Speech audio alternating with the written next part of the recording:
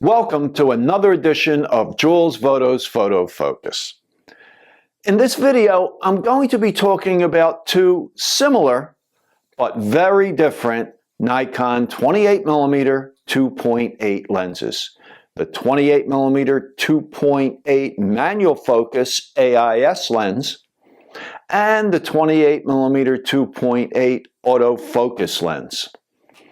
So let's get started. And I'm not going to be talking too much about their optical qualities. We're going to look at a few images from my standard test setup, but more I want to talk about the mechanical qualities and some other things about these lenses.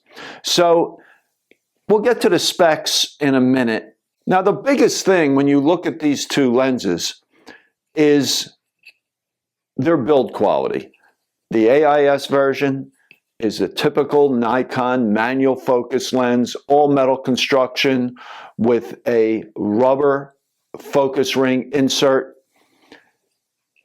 It's extremely well made, feels solid. The AF version feels kind of plasticky.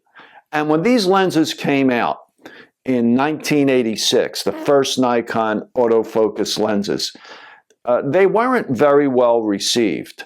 Their focus ring is very narrow, again, very plasticky, and they just don't have the feel of the earlier manual focus lenses. I think maybe when Nikon introduced these lenses, they didn't think people would be manually focusing them.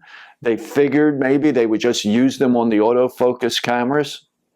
And it does have, the AF version does have a focus scale, which a lot of the newer autofocus lenses do not. It has a depth of field scale, a limited depth of field scale, which goes from, it shows depth of field from f11, f16, and f22. So about 5 years after the introduction, I believe in 1991, they went to a rubber focus ring. And then a few years later in 1994, they went to a D version, which had the rubber ring. They just looked nicer, they felt nicer, and it also, that D version gave distance information to the camera's metering system, both for ambient light metering and for flash metering.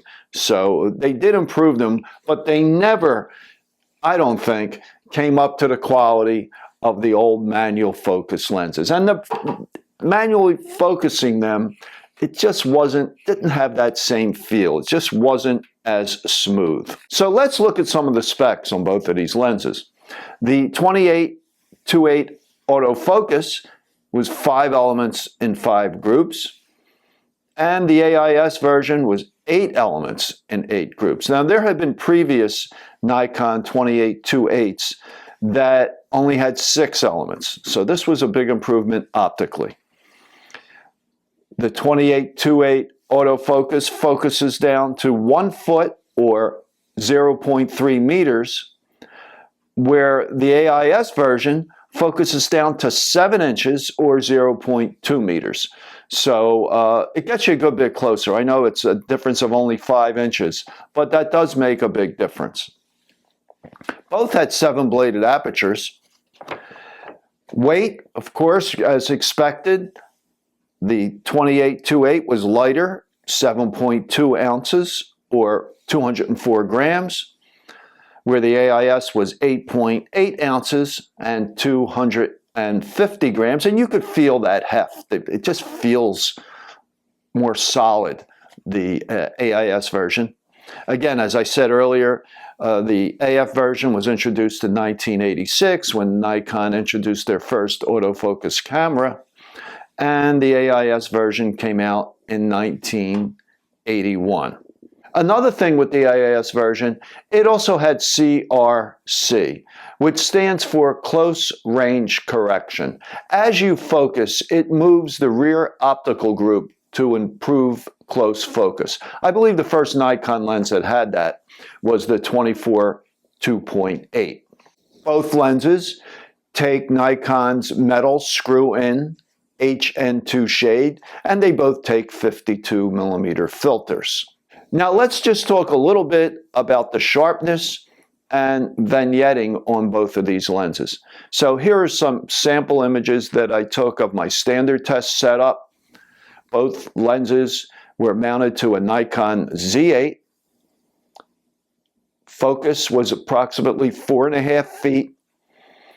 I took an incident reading and a custom white balance for each lens. Exposures were set exactly the same, of course.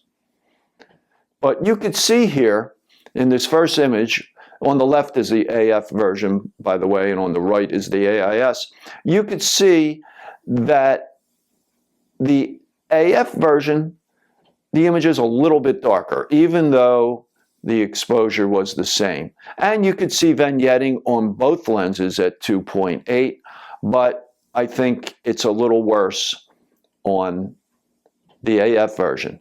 When we go to f4, both lenses sharpen up a little bit, and the vignetting is still there, but less. The AIS version is definitely sharper than the AF version. It's not a huge difference, but it is noticeable, especially out to the edges. And of course, as we stop down, we increase depth of field.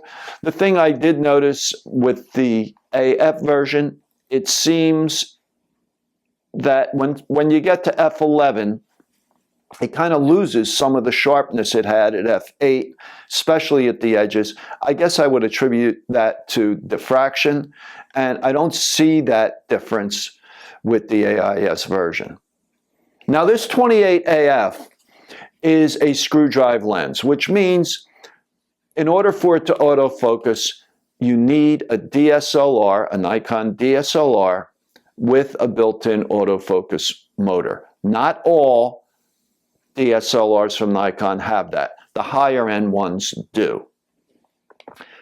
Also, you can use this lens on a Nikon Z mount camera with the FTZ adapter.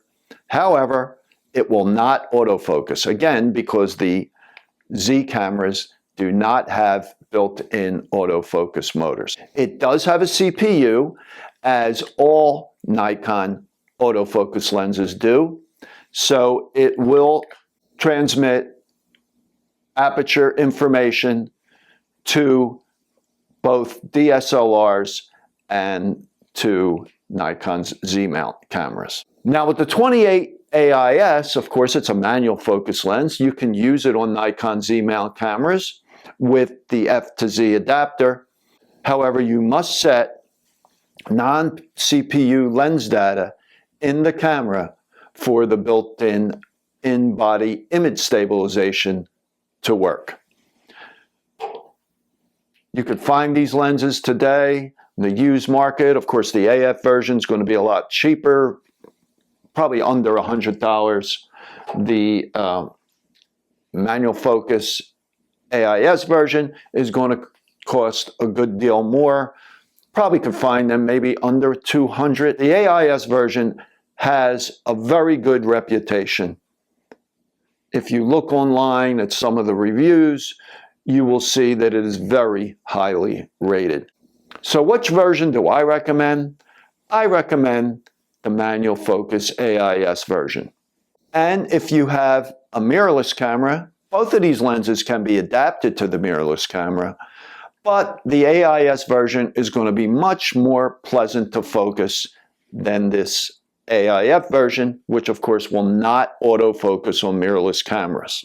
And of course, the build quality, there's no comparison in my opinion. Nikon has made some really great lenses over the years. Their manual focus lenses are excellent. Many of their autofocus lenses, especially the new Z-mount lenses, are superb. These were, in my opinion, were probably the worst line of lenses Nikon ever made. I think even the E-series lenses focus better than these original AF versions. They improved them when they went to rubber focusing rings, when they went to the D version of the AF Nikors. But these lenses, as I said earlier, were not very well received, but it was the only choice you had if you had a Nikon autofocus camera back in the mid to late 80s. So as always, if you have any comments or questions, please leave them in the comments below. I try to respond to all questions and all comments. And if you enjoyed this video, please give it a thumbs up and subscribe to my channel. I publish a new video every Monday morning and Wednesday morning at 11 a.m. Eastern Time. So I will talk to you then.